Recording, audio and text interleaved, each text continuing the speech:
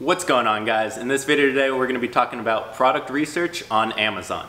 Now, product research is the most important aspect when it comes to selling on Amazon and being successful. So let's jump right in and see how to find products that will make you money.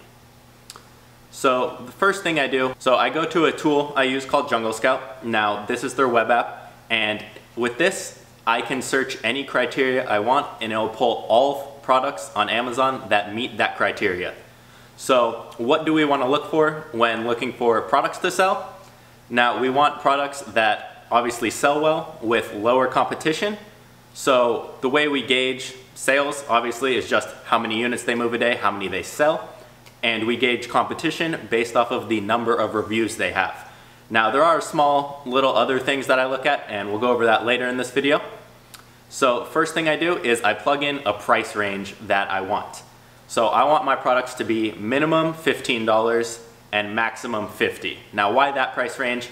$15 minimum, just because otherwise we're gonna be very small on the profit. So we don't want something that's a $2 profit. We want a minimum of a $10 profit, maybe $7. And why 50? Anything over $50, consumers really have to think about buying. They might consult their spouse or someone else. So we want it to be an easy buy, like most things are on Amazon. So that is why that price range. Now next, you can see I plug in minimum sales of 200. Now 200, that means 200 sales a month. So they're selling roughly 6 or 7 units a day. So they're making around $2 grand a month in profit if they're at a $10 profit range. Now you can play with this and find your own, but these are what I really like. So for sales again, 200. And then lastly, we're doing competition. So we're going by reviews here. So maximum 70 reviews.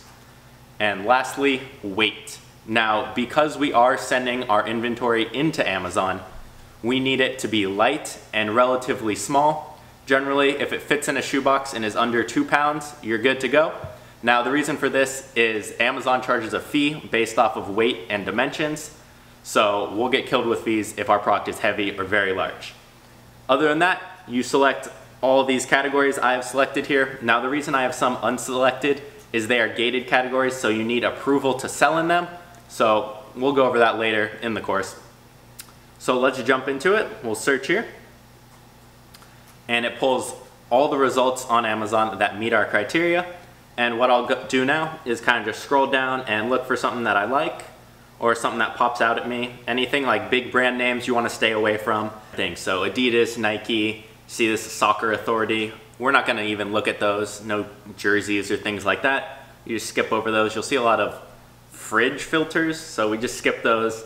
Now, when you're looking, generally it's the most random things that sell well. So if it's something you recognize, usually I will skip it. So for example, let's scroll down here a little and see if we can see anything that jumps out at us. So right here we have pop-up mesh screen food. So what do we do now? We found a product that meets the criteria we were looking for. We like it. So now we're gonna go search it on Amazon and see how that product market as a whole does, because we can't gauge it off just one single product.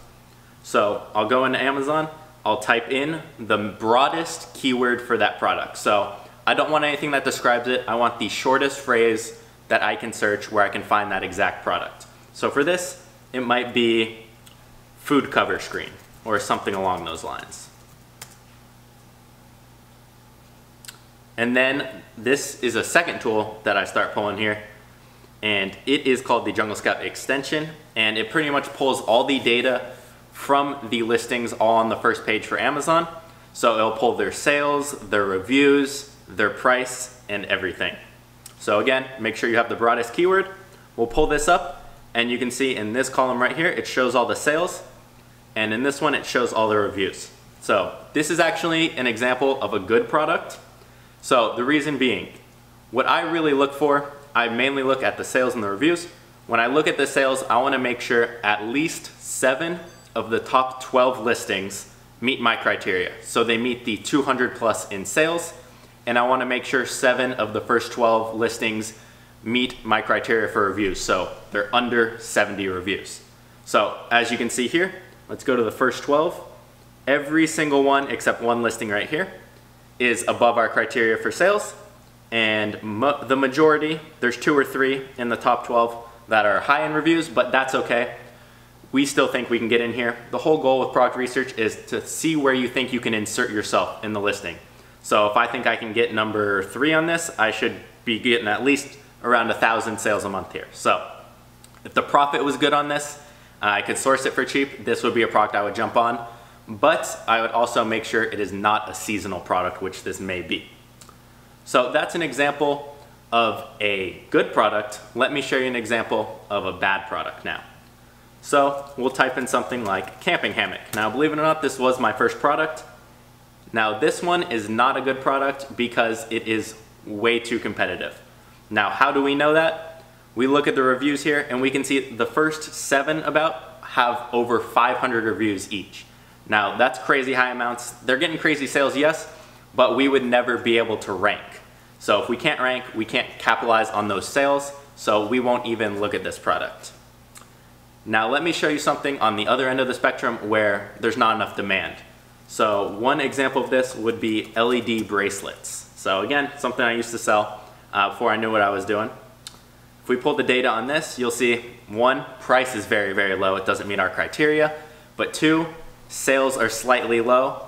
They're a little up and down, which is something you don't want to see. You want to see it consistently, slowly drop.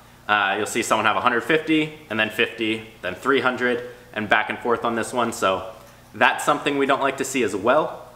So those are pretty much examples of good and bad products and pretty much how to find them. It's relatively simple. It's just analyzing the numbers, and it's definitely something that can take a little bit of time, but it's worth it. It's really the only work when it comes to Amazon FBA.